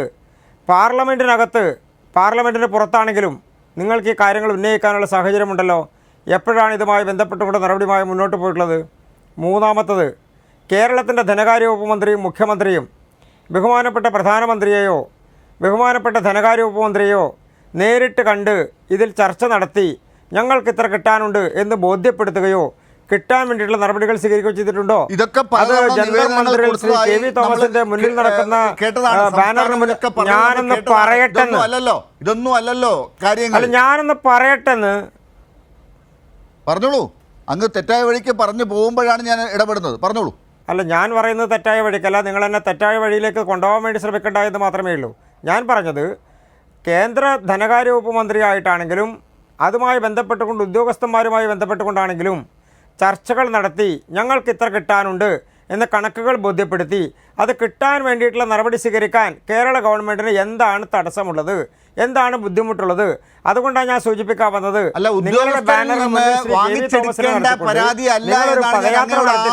പറയുന്നത് ഉദ്യോഗസ്ഥരോട് തർക്കിച്ച് വാങ്ങിച്ചെടുക്കേണ്ട തുകയെക്കുറിച്ചല്ല അങ്ങനെ തന്നെയാണ്.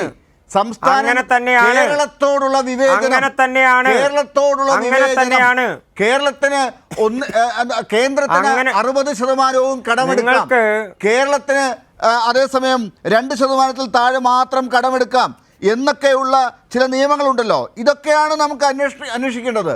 ഈ കാര്യങ്ങളിൽ മറുപടി പറയേണ്ടത് ഉദ്യോഗസ്ഥരല്ല, പ്രധാനമന്ത്രി പറയണം, നിങ്ങളുടെ കണക്കുകൾ ധനകാര്യമന്ത്രി പറയണം. നിങ്ങളുടെ കണക്കുകൾ ടാലിയാകുന്നില്ല എന്നുള്ളതാണ് പ്രധാനപ്പെട്ട പ്രശ്നം. നിങ്ങൾക്ക് കേന്ദ്രത്തിൽ നിന്ന് കിട്ടിയിട്ടുള്ള പണത്തിൻ്റെ കണക്കുകൾ കൊടുക്കാൻ ബുദ്ധിമുട്ടാണ്. നിങ്ങൾക്ക് കേന്ദ്രത്തിൽ നിന്ന് കിട്ടിയിട്ടുള്ള പണത്തിൻ്റെ കണക്കുകൾ ചോദിക്കുന്ന സമയത്ത് 2 വർഷവും 3 വർഷവും കഴിഞ്ഞാൽ അത് കൊടുക്കാതിരിക്കുന്നതിൻ്റെ പ്രധാനപ്പെട്ട കാരണം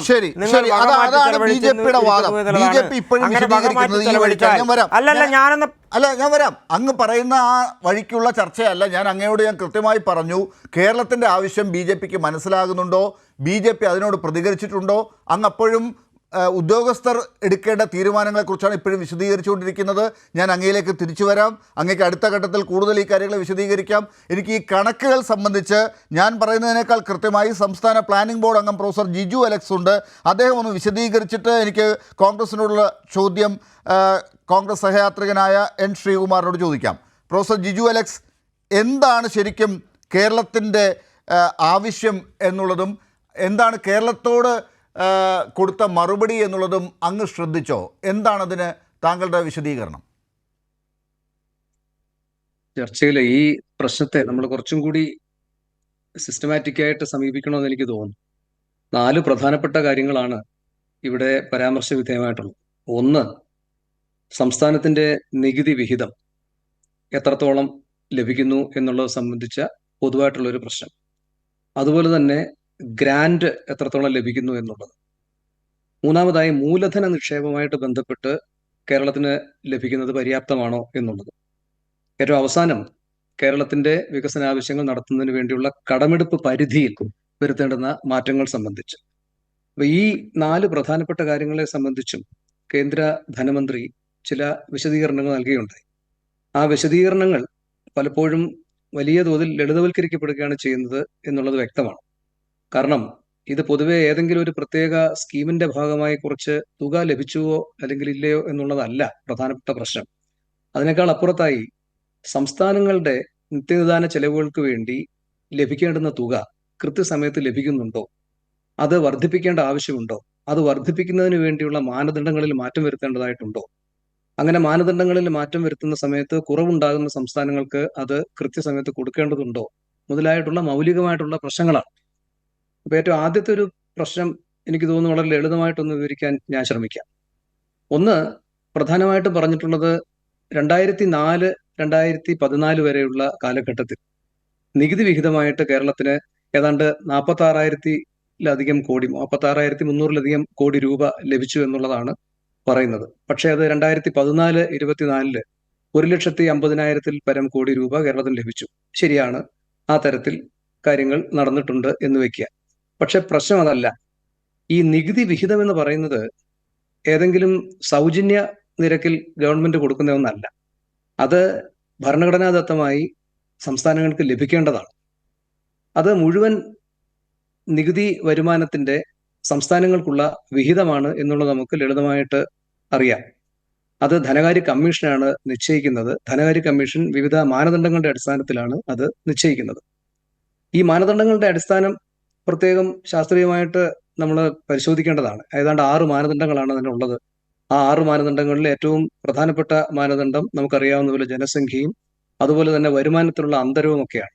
കേരളത്തെ സംബന്ധിച്ചിടത്തോളം ജനസംഖ്യ കുറഞ്ഞുകൊണ്ടിരിക്കുന്നു. പ്രതിശീർഷ വരുമാനത്തിൽ ഏറ്റവും കൂടുതൽ അല്ലെങ്കിൽ 2ാമത്തെ സംസ്ഥാനമാണ് കേരളം. ഈ 2 കാര്യങ്ങൾ വരുന്ന സമയത്ത് ഇവരുടെ ഫോർമുല അനുസരിച്ച് പലപ്പോഴും കേരളത്തിന് കുഴപ്പങ്ങൾ ഉണ്ടാകുന്നു അല്ലെങ്കിൽ അതിന്റെ വിഹിതം കുറയുന്നു എന്നുള്ളതാണ് ഒരു പ്രധാനപ്പെട്ട വാദം. പക്ഷേ നമ്മൾ മനസ്സിലാക്കേണ്ട ഒരു കാര്യം, കേരളം ഈ തരത്തിലുള്ള വികസന ലക്ഷ്യങ്ങളൊക്കെ വളരെ മുമ്പേ തന്നെ ആർജിച്ച ഒരു ജനതയും ഒരു സംസ്ഥാനവും ഒരു സമൂഹവുമാണ്. അപ്പൊ അതുകൊണ്ട് തന്നെ അത് നിലനിർത്തുക എന്നുള്ളത് വളരെ പ്രധാനമാണ്. ഏതെങ്കിലും ഒരു നേട്ടം ആർജിക്കുന്നതിനേക്കാൾ പ്രധാനമാണ് അത് നിലനിർത്തുക എന്നുള്ളത്. ഇത് നിലനിർത്തുന്നതിന് വേണ്ടി ആവശ്യമായിട്ടുള്ള തുക പിന്നീടും ലഭിക്കേണ്ടതായിട്ടുണ്ട് എന്നുള്ളത് നമ്മൾ പ്രത്യേകം മനസ്സിലാക്കണം. അതിന് പര്യാപ്തമായ വിധത്തിൽ ഈ ധനകമ്മീഷന്റെ ഈ നികുതി വിഹിതം വിഭജിച്ച് നൽകുന്ന പ്രക്രിയ ശാസ്ത്രീയമായി പുനഃസംഘടിപ്പിക്കേണ്ടതുണ്ട്. അത് കേരളം പോലെ ഉയർന്ന വരുമാനത്തിലേക്ക് കുതിച്ചുകൊണ്ടിരിക്കുന്ന ഒരു സംസ്ഥാനത്തെ സംബന്ധിച്ചിടത്തോളം വളരെ പ്രധാനപ്പെട്ട ഒന്നാണ്. കേരളത്തിന്റെ വികസന ആവശ്യങ്ങൾ നമ്മൾ സാധാരണഗതിയിൽ പറയുന്നത് പോലെ രണ്ടാം തലമുറ വികസന ആവശ്യങ്ങളാണ്. അത് വേല ദാരിദ്ര്യം, നമ്മളെ സംബന്ധിച്ചിടത്തോളം ദാരിദ്ര്യം എന്ന് പറയുന്നത് 0.22%. ഇപ്പോൾ കേരളമാണ് ഇന്ത്യയിൽ ആദ്യമായി പരമദരിദ്രരില്ലാത്ത ഒരു സംസ്ഥാനമായി പ്രഖ്യാപിക്കപ്പെടാൻ പോകുന്നത്. അടുത്ത വർഷം പകുതിയോടുകൂടി പ്രഖ്യാപിക്കപ്പെടുകയാണ്. പക്ഷെ അതിന് വേണ്ടുന്നതും അത് നിലനിർത്തുന്നതിനും വേണ്ടുന്ന തുക അത് സവിശേഷമായി നമ്മൾ ചർച്ചയ്ക്ക് വിധേയമാക്കേണ്ടതായിട്ടുണ്ട്. ഒരു ചെറിയ ഉദാഹരണം ഞാൻ പറയാം. ഇപ്പം നമ്മുടെ നികുതി വിഹിതം എത്രത്തോളം കേരളത്തിന് കുറഞ്ഞിട്ടുണ്ട് എന്നുള്ളത് നമ്മൾ പരിശോധിക്കണം. 15ാം ധനകാര്യ കമ്മീഷന്റെ ഡിവിസിബിൾ പൂൾ എന്നാണ് നമ്മൾ പറയുന്നത്. നേരത്തെ ഈ ഡിവിസിബിൾ പൂളിനെ കുറിച്ചാണ് എനിക്ക് മുമ്പ് സംസാരിച്ച അദ്ദേഹം പറഞ്ഞത് 42% എന്ന് പറഞ്ഞിരുന്നു. അത് 41% കുറയ്ക്കണം എന്ന് ഗവൺമെന്റ് പ്രത്യേകമായിട്ടൊരു സമ്മർദ്ദം ചെലുത്തി എന്ന് ഒരു വാർത്തയുണ്ട്. അത് നമുക്കറിയാം. ഗവൺമെന്റ് സമ്മർദ്ദം ചെലുത്തിയതല്ല, പ്രധാനമന്ത്രിയുടെ ഓഫീസ് തന്നെ, പ്രധാനമന്ത്രി നേരിട്ട് അത് സമ്മർദ്ദം ചെലുത്തി എന്നാണ് ആ ഓഫീസിലെ ഉദ്യോഗസ്ഥൻ പറഞ്ഞു കേൾക്കുന്നത്. അതെ, 41% കുറയ്ക്കുന്നു. 41% കുറയ്ക്കുന്ന സമയത്ത് നമ്മളൊരു കാര്യം മനസ്സിലാക്കേണ്ടതായിട്ടുണ്ട്.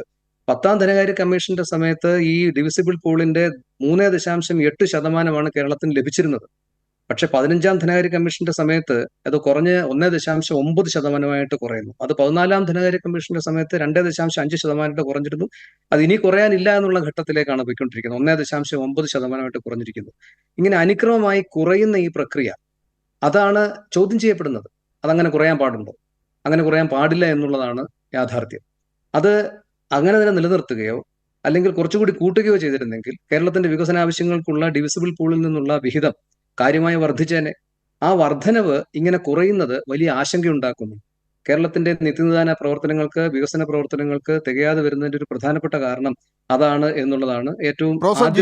അപ്പോൾ ഈ കാര്യങ്ങളൊക്കെ ഏതെങ്കിലും ഉദ്യോഗസ്ഥരുടെ മുമ്പിൽ കണക്കുകൾ അങ്ങ് ഹാജരാക്കിയാൽ തീരുന്ന പ്രശ്നങ്ങളോ ഒന്നും അല്ലല്ലോ, അങ്ങനെയാണോ? അല്ല, ഇതിനകത്ത് നമ്മൾ മനസ്സിലാക്കേണ്ട ഒരു കാര്യം, ചില വിവിധ, ഉദാഹരണത്തിന് നമ്മുടെ ഫിനാൻസ് കമ്മീഷന്റെ ഗ്രാന്റിന്റെ ഭാഗമായിട്ട് നമുക്ക് ടൈഡ് ഗ്രാന്റ്, അൺടൈഡ് ഗ്രാന്റ് മുതലായിട്ടുള്ളവയുണ്ട്. നാഷണൽ ഹെൽത്ത് മിഷൻ ഉണ്ട്, നമ്മുടെ ഹെൽത്ത് ഗ്രാന്റ് ഉണ്ട്. ഹെൽത്ത് ഗ്രാന്റിന്റെ ഒക്കെ ഭാഗമായി നമുക്ക് ഏതാണ്ട് 2600, ഒരു ഉദാഹരണം ഞാൻ പറയാം, 2600 കോടി നമുക്ക് 5 വർഷം കൊണ്ട് ലഭിക്കേണ്ടതാണ്. 538 കോടിയാണ് ഒരു വർഷം ലഭിക്കുന്നത്. 538 കോടി ഒരു വർഷം ലഭിച്ച ഇവിടുത്തെ 1200 തദ്ദേശ ഭരണ സ്ഥാപനങ്ങൾക്കായിട്ട് അത് കൊടുത്തു കഴിയുമ്പോൾ വളരെ തുച്ഛമായിട്ടുള്ള തുകയെ ഓരോ തദ്ദേശ ഭരണ സ്ഥാപനത്തിനുമൊക്കെ എന്തെങ്കിലും ചെയ്യാൻ ലഭിക്കുകയുള്ളൂ. മാത്രമല്ല, കടുത്ത നിബന്ധനകളാണ് ഈ തുക ചെലവഴിക്കുന്നതിന് വേണ്ടി വച്ചിരിക്കുന്നത്. കേരളത്തിന്റെ ആരോഗ്യ മേഖലയിൽ നമ്മൾ ഇതുവരെ ഉണ്ടാക്കിയ പുരോഗതി പരിശോധിക്കുന്ന സമയത്ത് ഇത്തരത്തിൽ ലഭിക്കുന്ന തുക താരതമ്യേന വളരെ പരിമിതമാണ് എന്നുള്ളത് തന്നെ പറയേണ്ടി വരും. അത് സ്വന്തം അനുഭവത്തിന്റെ അടിസ്ഥാനത്തിലാണ് പറയുന്നത്. ഓരോ തദ്ദേശ ഭരണ സ്ഥാപനങ്ങളിൽ പോയി അന്വേഷിക്കുമ്പോൾ നമുക്ക് അറിയാൻ കഴിയും. ഇപ്പോഴുള്ള ആരോഗ്യ മേഖലയിൽ നമ്മൾ ഇതിനകം സൃഷ്ടിച്ചിട്ടുള്ള ഭൗതിക സാഹചര്യങ്ങൾ പരിശോധിക്കുമ്പോൾ ഇതിൽ നിന്ന് ലഭിക്കുന്ന തുക അത്രത്തോളം വലിയൊരു തുകയാണെന്ന് പറയാൻ കഴിയും. പക്ഷെ അത് ലഭിക്കുന്നതിന് നിരന്തരമായിട്ടുള്ള സമ്മർദ്ദം ചെലുത്തേണ്ടതായിട്ട് വരുന്നുണ്ട്. വലിയ തോതിലുള്ള നിബന്ധനകൾ ഏർപ്പെടുത്തുന്നുണ്ട്. അപ്പൊ ഈ നിബന്ധനകൾ ചിലപ്പോൾ ഏർപ്പെടുത്തുന്ന സമയത്ത് ചില പ്രത്യേക നിബന്ധനകൾ, ഇപ്പൊ ഉദാഹരണത്തിന് കഴിഞ്ഞ പ്രാവശ്യം മുനിസിപ്പാലിറ്റികൾക്ക് അർബൻ അഗ്ലോമറേഷൻ എന്ന് പറയുന്ന ഒരു സംവിധാനത്തിന്റെ ഭാഗമായിട്ട് ലഭിക്കേണ്ടുന്ന തുക ലഭിച്ചിട്ടില്ല. പ്രോപ്പർട്ടി ടാക്സിന്റെ ഇൻക്രീസ് അല്ലെങ്കിൽ അതിന്റെ വർധനവുമായിട്ട് ബന്ധപ്പെട്ട് ഒരു ചെറിയ ശതമാനത്തിൽ ഉണ്ടാകുന്ന ഒരു സാങ്കേതിക തിരക്കാണ്. ഈ സാങ്കേതികമായിട്ടുള്ള പിഴവുകൾ ഉണ്ടാകുന്നതും അതിനുവേണ്ടി ചിലപ്പോൾ ഉദ്യോഗസ്ഥരെ കാണുന്നതും ഈ കൃത്യം റിപ്പോർട്ട് കൊടുക്കുന്നതൊക്കെ വേറെ കാര്യം. പക്ഷേ ഈ സമരം യഥാർത്ഥത്തിൽ അങ്ങനെ സാങ്കേതികമായിട്ടുള്ള പിഴവുകൾ തിരുത്തുന്നതിനോ അല്ലെങ്കിൽ ഉദ്യോഗസ്ഥരെ പോയി കണ്ടിട്ട് ഓരോരോ മന്ത്രാലയങ്ങളിൽ പോയി ഈ തുക ഞങ്ങൾക്ക് വേണമെന്ന് ആവശ്യപ്പെടുന്നതോ അല്ല. മറിച്ച് അതിനേക്കാൾ വലിയ തോതിലുള്ള ഫെഡറലിസവുമായി ബന്ധപ്പെട്ട അടിസ്ഥാനപരമായിട്ടുള്ള ചില പ്രശ്നങ്ങൾ അഭിസംബോധന ചെയ്യുന്നതിന് വേണ്ടി ഉയർത്തുന്ന പ്രശ്നങ്ങളാണ്. ഇത് മാത്രമല്ല, കുറിച്ച് പറയാനുണ്ട്. മനസ്സിലായി. ഞാൻ അടുത്ത ഘട്ടത്തിലേക്ക് താങ്കളിലേക്ക് കൂടുതൽ വിവരങ്ങൾക്കായി എത്താം. ഈ ഘട്ടത്തിൽ എന്താണ് കാര്യങ്ങൾ എന്നുള്ളത് കൂടുതൽ ആളുകൾക്ക് മനസ്സിലാകാൻ വേണ്ടി മാത്രമാണ് ഞാൻ ഈ രീതിയിൽ ചോദിച്ചത്.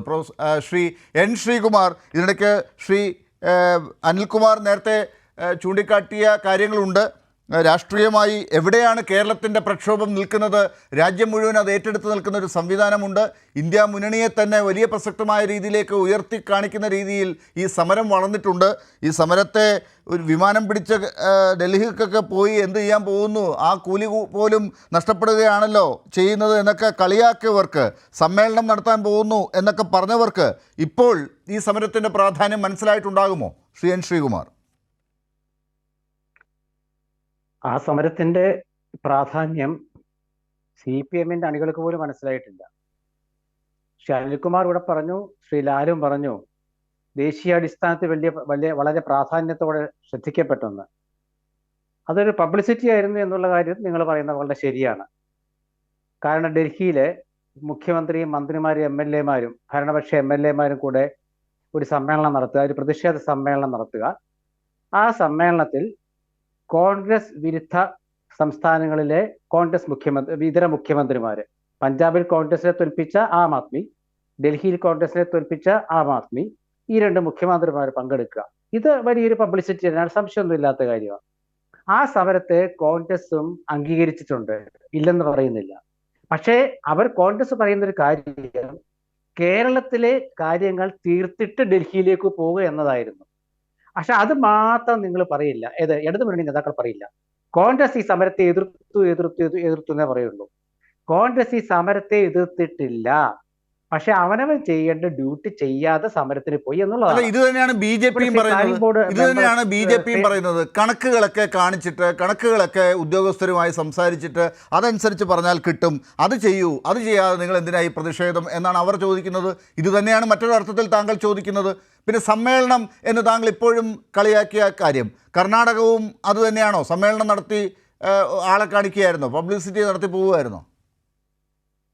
അല്ല, കർണാടകത്തിന്റെ സമരം ശ്രദ്ധിക്കപ്പെട്ടില്ല എന്നാണ് ചില മാധ്യമങ്ങൾ എഴുതിയത്. കാരണം അത് മുഖ്യമന്ത്രിയും മന്ത്രിമാരും മാത്രമായിട്ടുള്ള ഒരു പ്രതിഷേധമായിരുന്നു. അവരവരുടെ കാര്യം പറയാൻ വേണ്ടി വന്നു, സമരം ചെയ്തു, തിരിച്ചുപോയി. നേരെ മറിച്ച് ഇവിടെ അതല്ല, ഇതൊരു ആഘോഷമാക്കി മാറ്റുകയാണ് ചെയ്തത്. ആ ആഘോഷത്തിന് വാർത്താ പ്രാധാന്യം കിട്ടി, ശ്രദ്ധിക്കപ്പെട്ടു. അതാണ് CPM പറയുന്നത്. ഞാൻ ഇവിടെ ഇന്ന് KC വേണുഗോപാൽ പറഞ്ഞത് ഈ ആഘോഷത്തെ കുറിച്ചാണോ? കേരളത്തിന്റെ ആഘോഷം ശരിയാണ് എന്നല്ലല്ലോ അദ്ദേഹം പറഞ്ഞത്. കേരളത്തിന്റെ ആവശ്യങ്ങൾ ശരിയാണ്, ആ സമരം ശരിയായിരുന്നു എന്നാണ് അദ്ദേഹവും ഇന്ന് പറഞ്ഞത്. കേരളത്തിന്റെ ആവശ്യം ശരിയാണ്, കേന്ദ്രം അവഗണിക്കുന്നുണ്ട്. മല്ലികാർജുൻ ഖാർഗെ പറഞ്ഞതിനപ്പുറം ഏത് കോൺഗ്രസ്സുകാരനാ പറയേണ്ടത്?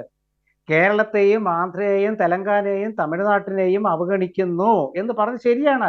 പക്ഷെ കോൺഗ്രസ്, കേരളത്തിലെ UDF, ഇവിടെയാണല്ലോ UDF പ്രതിപക്ഷമുള്ളത്, BJP അല്ല ഇവിടെ പ്രതിപക്ഷം. ഇവിടുത്തെ UDF പറയുന്നത് ഞങ്ങൾ പറയുന്ന ചില കാര്യങ്ങൾക്ക് ഉത്തരം കിട്ടിയിട്ട് മതി. ഞാനത് പറയുമ്പോഴേക്ക് ഇടയ്ക്കിടയ്ക്ക് ഇങ്ങനെ ഇടപെടല്ലേ ശ്രീ ലാലെ, ഞാനത് പറഞ്ഞു കഴിയട്ടെ. ഇവിടെ നമ്മുടെ planning board member Shri Jiju Alex ചില കാര്യങ്ങളൊക്കെ പറഞ്ഞു വരുന്നുണ്ട്.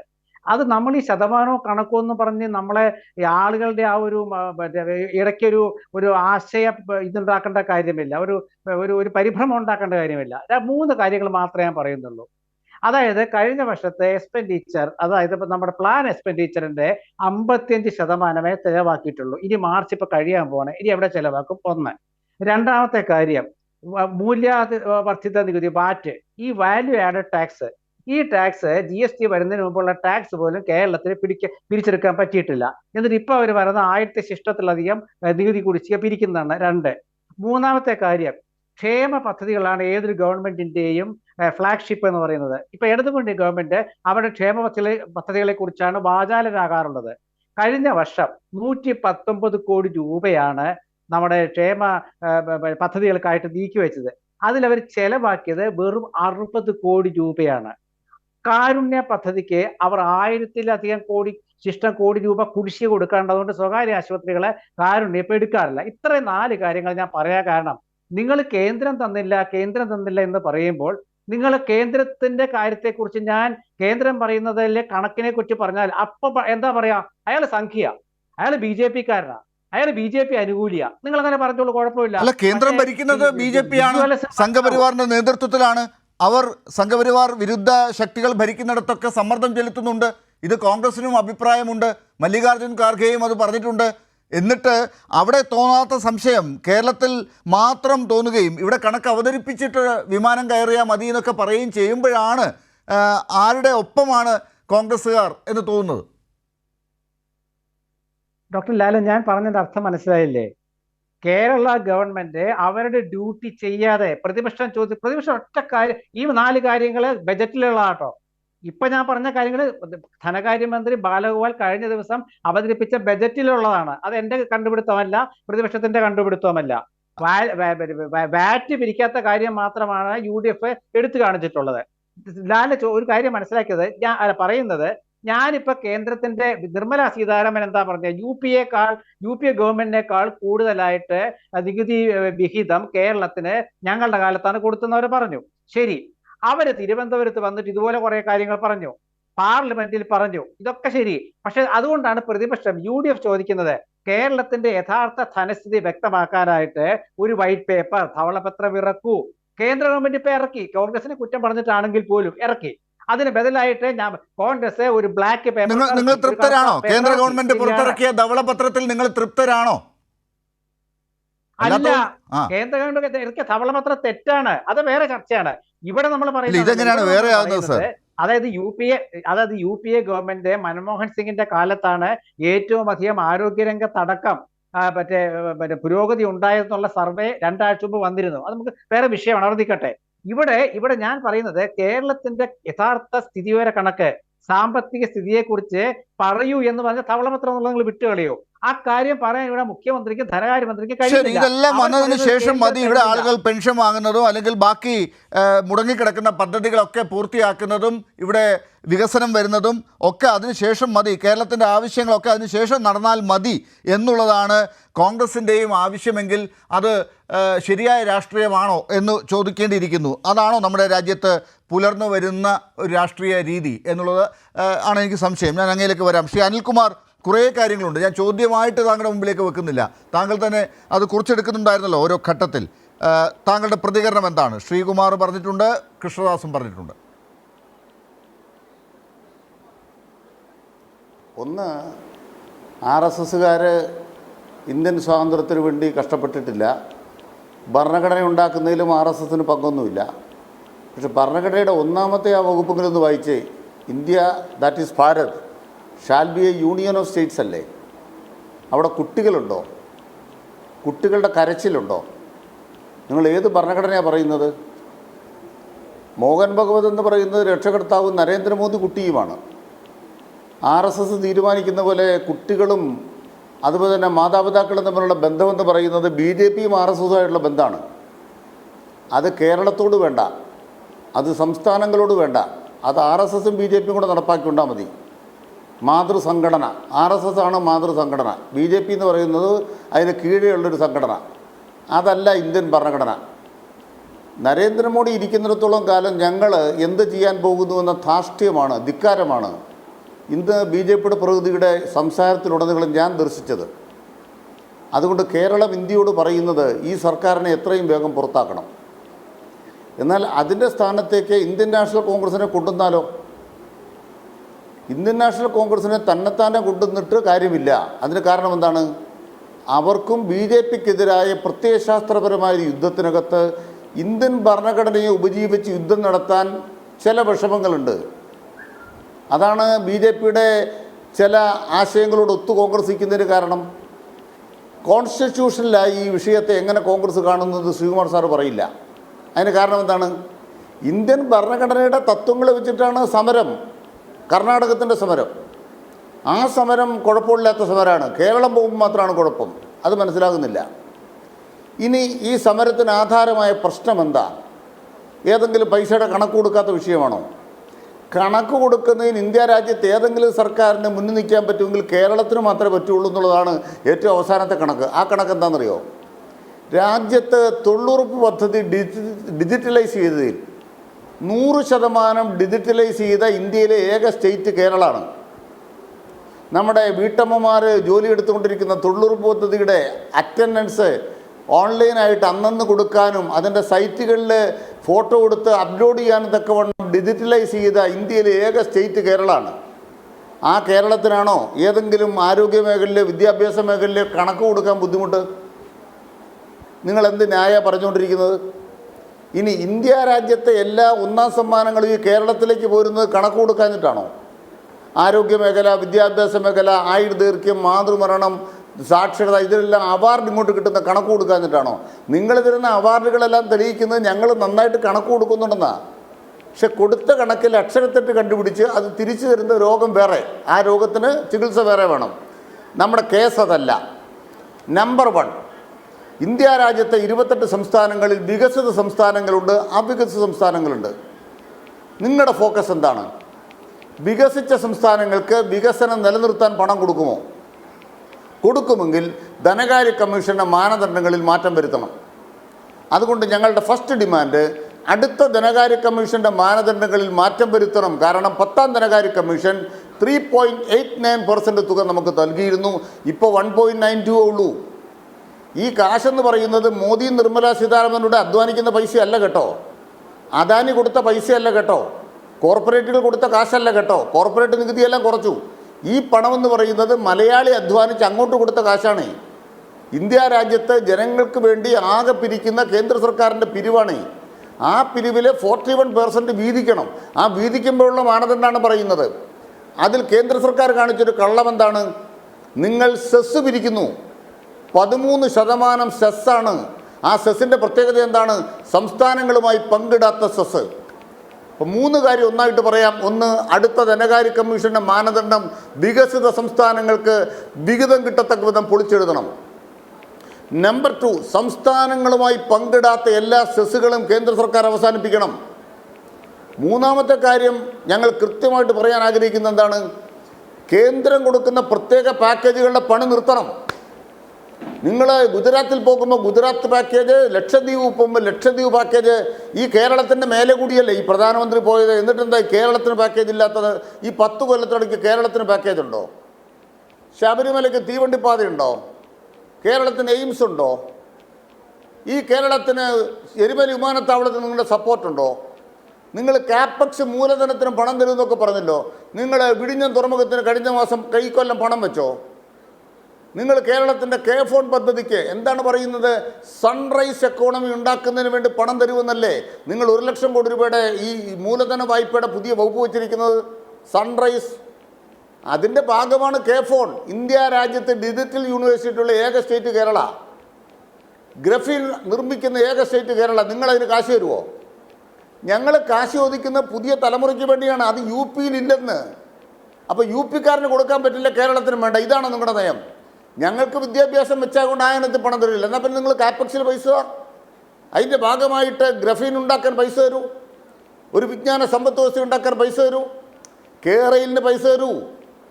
നിങ്ങളെ മൂലധന നിക്ഷേപത്തിൻ്റെ ഭാഗമായിട്ട് 50 കൊല്ലത്തേക്ക് പലിശയില്ലാതെ 1 ലക്ഷം കോടിയില്ലേ? കേരളിന് കൊണ്ട് പൈസ തരൂ. അപ്പം നിങ്ങളുടെ സോമാർ അത് ഞങ്ങൾ കൊടുക്കുന്നത് മുംബൈയിൽ കൊടുക്കും, അത് ഞങ്ങൾ ഡൽഹി, മീററ്റ് കൊടുക്കും. എന്താ കേരളം എന്താ പാകിസ്ഥാനില്ല? മാത്രമല്ല, ഞാൻ ഈ ചർച്ചയിൽ സ്പെസിഫിക് ആയിട്ടൊരു ചോദ്യം ചോദിക്കുന്നു. GDP ഇലക്ഷൻ പറയുമെന്ന് ഞാൻ വിചാരിച്ചു. കേന്ദ്ര സർക്കാർ മുമ്പ് 75% കേന്ദ്ര പദ്ധതിയിൽ പൈസ തന്നുകൊണ്ടിരുന്നത്.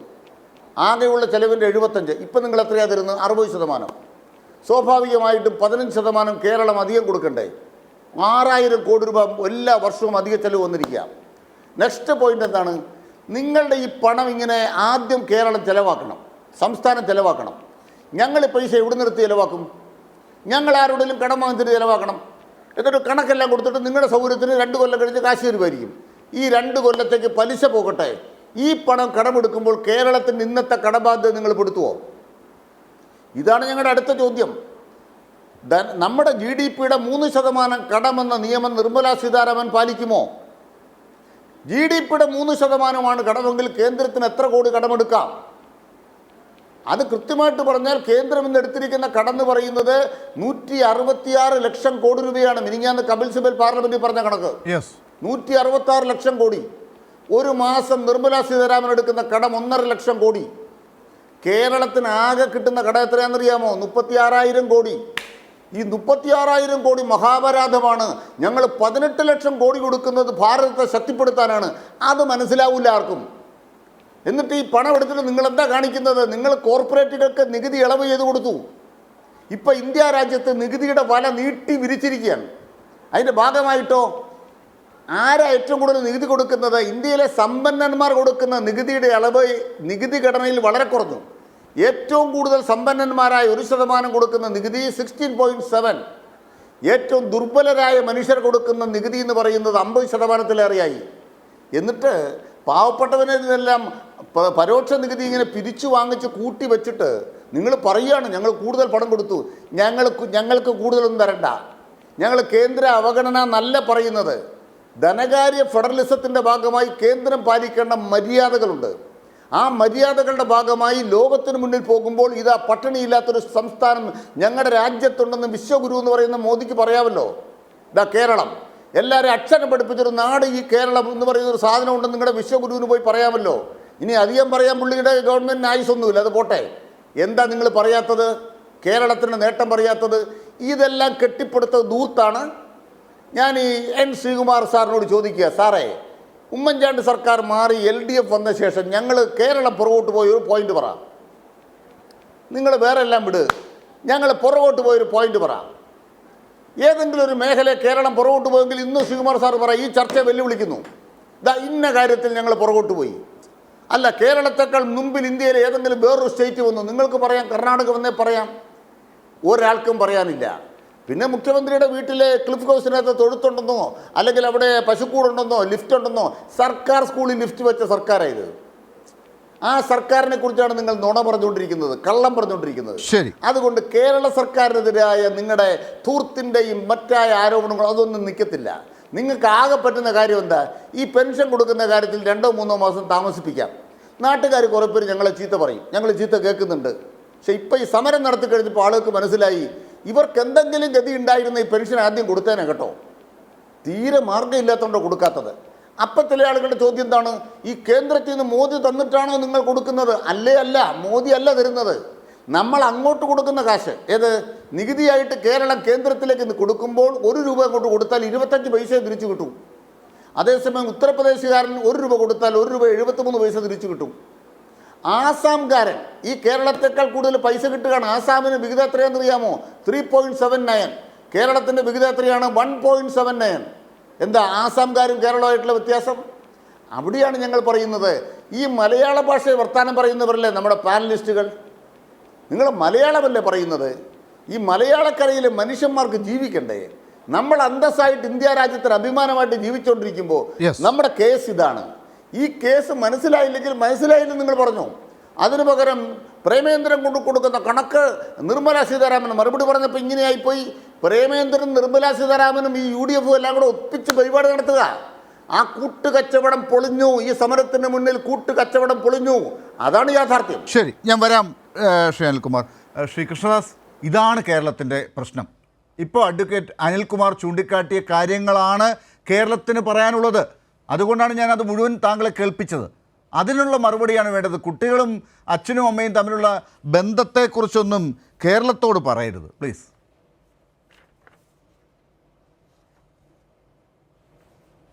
ഡോക്ടർ ലാൽ, ശ്രീ അനിൽകുമാർ സംസാരിച്ചപ്പോഴും പ്ലാനിംഗ് കമ്മീഷൻ അംഗം സംസാരിച്ചപ്പോഴും അങ്ങ് ഇടപെടാതിരുന്നത് പോലെ തന്നെ എൻ്റെ സംസാരത്തിലും അങ്ങ് ഇടപെടരുത് എന്നുള്ള. തീർച്ചയായിട്ടും കേരളത്തിന് വേണ്ടി അങ്ങ് പറഞ്ഞാൽ ഞാൻ മിണ്ടില്ല. കേരളത്തിന് വേണ്ടി അങ്ങ് പറഞ്ഞാൽ ഞാൻ മിണ്ടില്ല. അല്ലല്ല, അതെ, കേരളത്തിന് വേണ്ടിയാണല്ലോ മറ്റവർ രണ്ടുപേരും പറഞ്ഞത്. അപ്പം ഞാനും കൂടി ചേർത്തങ്ങ് പറഞ്ഞേക്കാം. 2 പ്രധാനപ്പെട്ട കാര്യങ്ങളാണ്. അനിൽകുമാറിൻ്റെ പ്രഭാഷണം ഈ കൈരളിയിലൂടെ പാർട്ടി അംഗങ്ങൾക്കുള്ളൊരു ക്ലാസ് ആയിരുന്നു എന്നുണ്ടെങ്കിൽ കൃത്യമായത് കറക്റ്റായിട്ടുള്ളൊരു കാര്യമാണ്. അദ്ദേഹത്തിൻ്റേത് കൃത്യമായിട്ടുള്ള പാർട്ടി അംഗങ്ങൾക്കുള്ള നിർദ്ദേശമാണ്. അത് സാധാരണക്കാരായിട്ടുള്ള ജനങ്ങളെ പറ്റിക്കാൻ വേണ്ടിയുള്ള കണക്കുകളായി അവതരിപ്പിക്കാൻ വേണ്ടി ശ്രമിക്കരുത് എന്ന് മാത്രമേ എനിക്ക് അദ്ദേഹത്തോട് സൂചിപ്പിക്കാനുള്ളൂ. പാർട്ടി ക്ലാസ്സുകളിൽ ഇങ്ങനെയൊക്കെ പറയാം, ഏത് തെറ്റ് പറഞ്ഞാലും അവരത് അംഗീകരിച്ചോളും. 2 പ്രധാനപ്പെട്ട കാര്യങ്ങളാണ് മിസ്റ്റർ അനിൽകുമാർ എനിക്ക് നിങ്ങളോട് സൂചിപ്പിക്കാനുള്ളത്.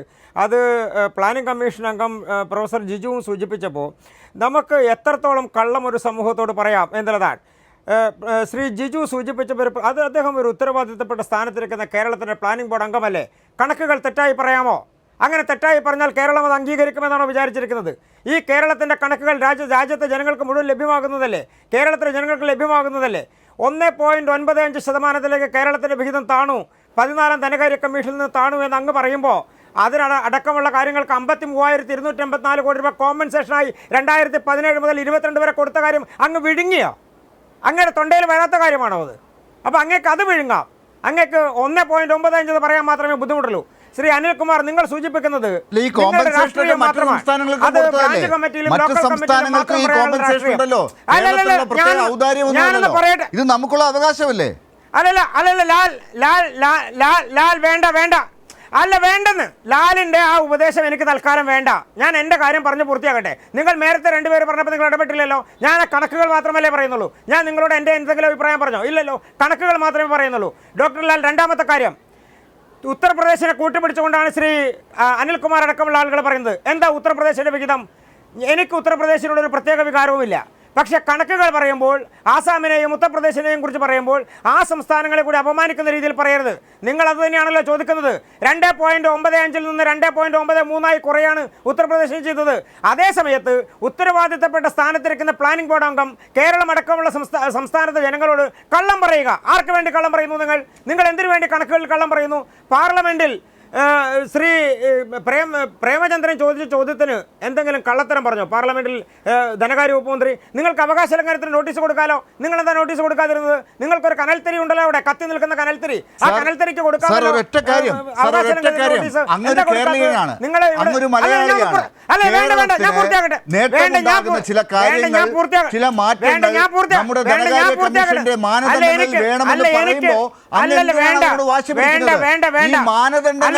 പിടിച്ചുകൊണ്ട് കേരളത്തെ ഇങ്ങനെ ഞെരുക്കി കഴിഞ്ഞാൽ കേരളത്തിന് മുന്നോട്ട് പോകാൻ സാധിക്കില്ല സാർ. എന്തുകൊണ്ടാണ് കേരളത്തിൽ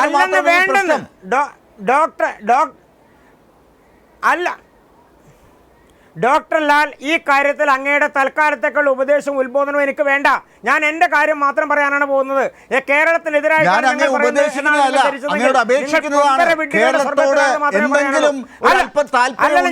അങ്ങ് കേന്ദ്രത്തോട് പറഞ്ഞ് നരേന്ദ്രമോദിയോട് പറഞ്ഞത് വാങ്ങിച്ചു തരൂ എന്നാണ് ഈ അഭ്യർത്ഥന.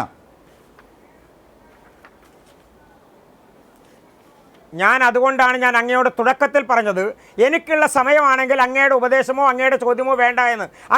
അതിന് പകരം എൻ്റെ സമയത്തെ കവർന്നെടുക്കാനുള്ള കള്ളത്തരം കാണിക്കാൻ, ആ കള്ളത്തരത്തിനോട് തൽക്കാലം എനിക്ക് യോജിക്കാൻ വയ്യ. രണ്ടാമത്തെ പ്രധാനപ്പെട്ട കാര്യം, കേരളം കണക്ക് കൊടുത്തിട്ടുണ്ട് എന്ന് പറഞ്ഞു. നിങ്ങൾ ഏത് ലോകത്താണ്? 2013 2013 23 മാതൃഭൂമി പത്രം നിങ്ങളൊന്ന് എടുത്തു നോക്ക്. കൃത്യമായി 2020-21 ശേഷം കേരളം കണക്കുകളെ കൊടുത്തിട്ടില്ല എന്നാണ്. കിട്ടിയ പണത്തിൻ്റെ കണക്ക് കൊടുത്തിട്ടില്ല. 6 വർഷമായി കേരളം കിട്ടിയ പണത്തിൻ്റെ നെല്ലിൻ്റെ കിട്ടിയിട്ടില്ല, അതുമായി ബന്ധപ്പെട്ടുകൊണ്ടുള്ള കേന്ദ്രത്തിൽ നിന്ന് കിട്ടിയിട്ടുള്ള പണം, ആ പണത്തെ സംബന്ധിച്ച് കണക്ക് കൊടുത്തിട്ടില്ല. അതുകൊണ്ടാണ് കർഷകർക്കുള്ള പണത്തിൻ്റെ ബാക്കി കിട്ടാതെ വന്നത്. ഇനി മറ്റൊരു പ്രധാനപ്പെട്ട എന്തൊരു അനീതിയാണ് സാർ. നമ്മളൊക്കെ ഈ രാജ്യക്കാർ തന്നെയല്ലേ? നമ്മൾ പാകിസ്ഥാൻകാരല്ലല്ലോ. നമ്മൾ ഈ രാജ്യത്തുള്ളവരല്ലേ? ഇന്ത്യക്കാരല്ലേ? നമുക്ക് നമ്മുടെ സംസ്ഥാനം എടുത്ത് 60% ചിലവാക്കിയാൽ മാത്രമേ നമുക്ക് റീംബേഴ്സ് ചെയ്ത് കാര്യങ്ങൾ തരികയുള്ളൂ. അതുപോലെ നമുക്ക് നേരത്തെ കിട്ടിക്കൊണ്ടിരുന്ന വിധത്തിൽ നിന്ന് ഇപ്പോൾ കുറച്ചിരിക്കുന്നു എന്നൊക്കെ പറയുമ്പോൾ അങ്ങൊരു മലയാളിയാണെങ്കിൽ അങ്ങയുടെ രക്തം ഉണരണ്ടേ? അങ്ങ് ചോദിക്കണ്ടേ? അങ്ങത് വാങ്ങിച്ചു തരണ്ടേ?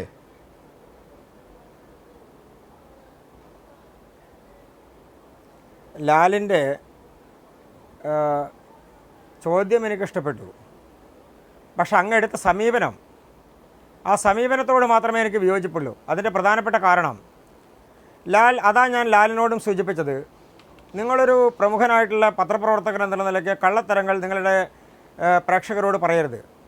2004-2014 നികുതി വിഹിതം നേരത്തെ പ്ലാനിംഗ് കമ്മീഷൻ അംഗം സൂചിപ്പിച്ചതുപോലെ 46,303 കോടി രൂപയാണ്. 2014-24 ആയപ്പോൾ അത് 1,50,140 കോടി രൂപയായി കേരളത്തിൽ. അതെങ്ങനെയാണ് ആ 1,50,000 കോടിയായി കാണിച്ചത്? 10 വർഷത്തെ നികുതി വിഹിതത്തിന്റെ കണക്കിനകത്ത് 2017-18 മുതൽ അനുവദിച്ച GSTയുടെ നഷ്ടപരിഹാരവും ഗ്രാൻഡായിട്ട് ചിത്രീകരിച്ചിട്ടുണ്ട്. അങ്ങനെയൊക്കെയാണ് ഈ 1,53,000 കോടിയൊക്കെ ആവുന്നത്. അല്ലാതെ വിവിധ കേന്ദ്ര ഗ്രാൻറ്റുകളൊക്കെ ലഭിച്ചതൊക്കെ കൂടി ചേർത്ത് വെച്ച് കഴിഞ്ഞാൽ ചിലപ്പോൾ നമുക്ക് ഇതിനേക്കാൾ കൂട്ടി കാണിക്കാൻ പറ്റും. അതല്ലാതെ എന്താണ് സാർ കേരളത്തിന് പ്രത്യേകിച്ചായി തന്നത് ഈ കാലഘട്ടത്തിൽ?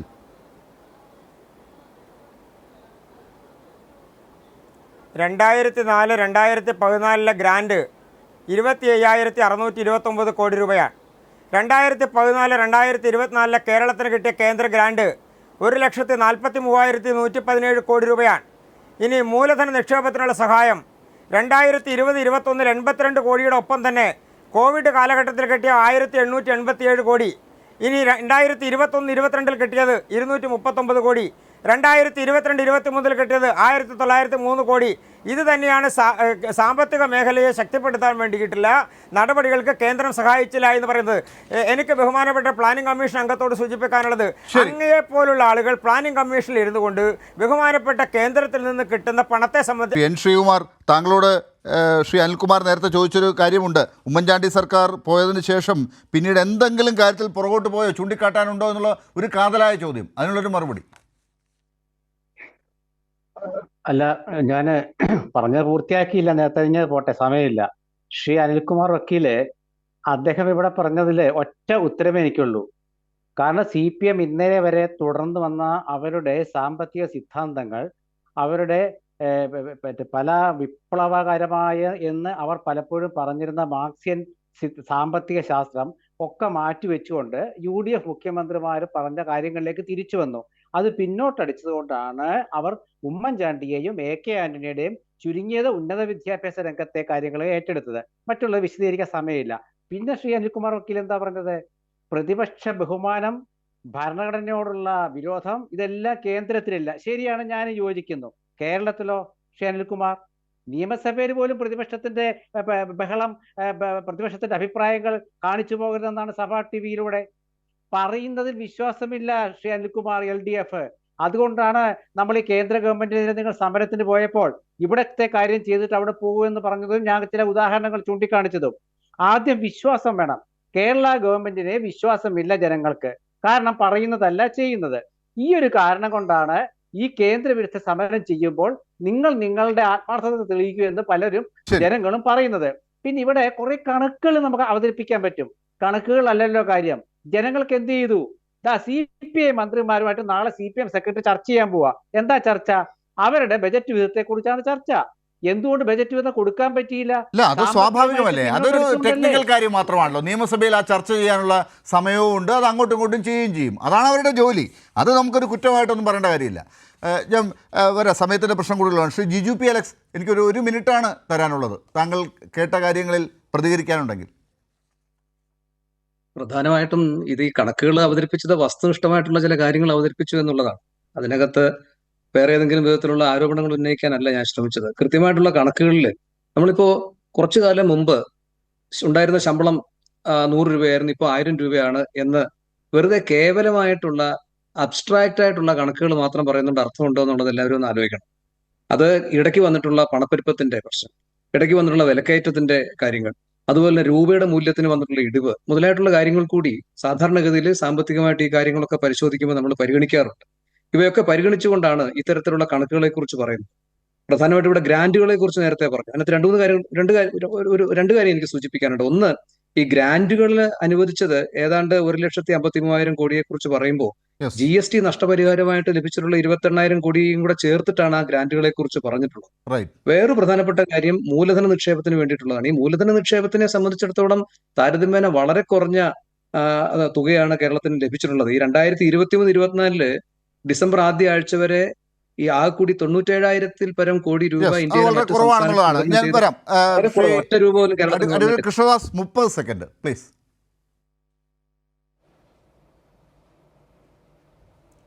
അല്ല, കേരളത്തിന് ഏതെങ്കിലും തരത്തിൽ കേന്ദ്ര ഗവൺമെൻറ്റിൽ നിന്ന് അവഗണനയുണ്ട് എന്ന് നാളിതുവരെ കേരളത്തിലെ ഒരു സാധാരണ ആൾക്ക് പോലും തോന്നിയിട്ടില്ല. പിന്നെ കേരള ഗവൺമെൻറ്റിനെ സംബന്ധിച്ചിടത്തോളം ഇതിലൊരു രാഷ്ട്രീയമുണ്ട്. അവരുടെ ആ രാഷ്ട്രീയം അനുവദിക്കുന്നതിൽ തെറ്റൊന്നുമില്ല. അവർക്ക് അവരുടെ രാഷ്ട്രീയം പറയാം, രാഷ്ട്രീയപരമായ നിലപാടുകൾ സ്വീകരിക്കാം. നമ്മളുടെ രാജ്യത്ത് റിസർവ് ബാങ്കിൻ്റെ റൂൾസ് അനുസരിച്ചും നമ്മുടെ രാജ്യത്തിൻ്റെ 15ാം ധനകാര്യ കമ്മീഷൻ്റെ വിഹിതങ്ങളനുസരിച്ചും അതുപോലെ തന്നെ നീതി ആയോഗ് നിശ്ചയിക്കുന്ന മാനദണ്ഡങ്ങൾക്കനുസരിച്ചുമാണ് നമ്മുടെ രാജ്യത്ത് ഇന്ന് സാമ്പത്തിക വിതരണം. മാനദണ്ഡങ്ങളാണ് നമ്മുടെ പ്രശ്നവും. ശരി, ഞാൻ ശ്രീ അനിൽകുമാറിലേക്ക് പോകുന്നു. ശ്രീ അനിൽകുമാർ, ചർച്ച അവസാനിപ്പിക്കും മുമ്പ്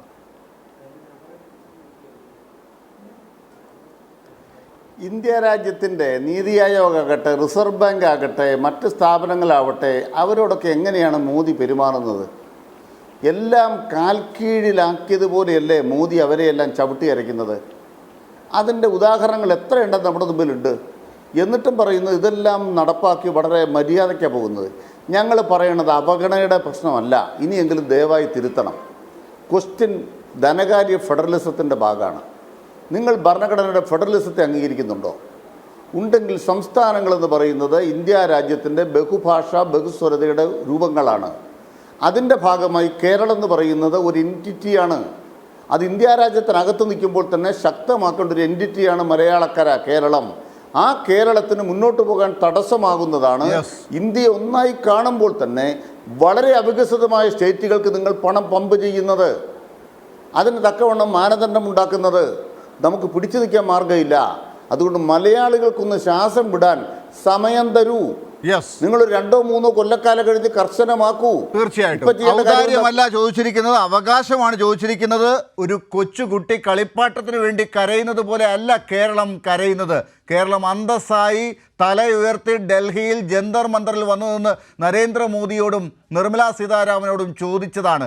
മറുപടി അതേ അന്തസ്സോടുകൂടി തന്നെ തിരിച്ച് പറയുകയും പ്രതികരിക്കുകയും കേരളത്തിലെ ജനങ്ങളോട് അങ്ങനെ പ്രതികരിക്കുകയും ചെയ്യുമെന്നാണ് പ്രതീക്ഷിക്കേണ്ടത്. അങ്ങനെ ചെയ്യാതെ രാഷ്ട്രീയം മാത്രം പറഞ്ഞ് കേരളത്തിൻ്റെ വികസനത്തെ കുഴിയിൽ എറിഞ്ഞു പോകാനാണ് ഉദ്ദേശമെങ്കിൽ അത് ജനങ്ങൾ തന്നെ മറുപടി നൽകുകയും ചെയ്യും. വളരെ നന്ദി ചർച്ചയിൽ ചേർന്നതിന് advocate Anilkumar, N Sreekumar, advocate P Krishnadas, ഒപ്പം professor Jiju P Alex. News and views അവസാനിക്കുന്നു.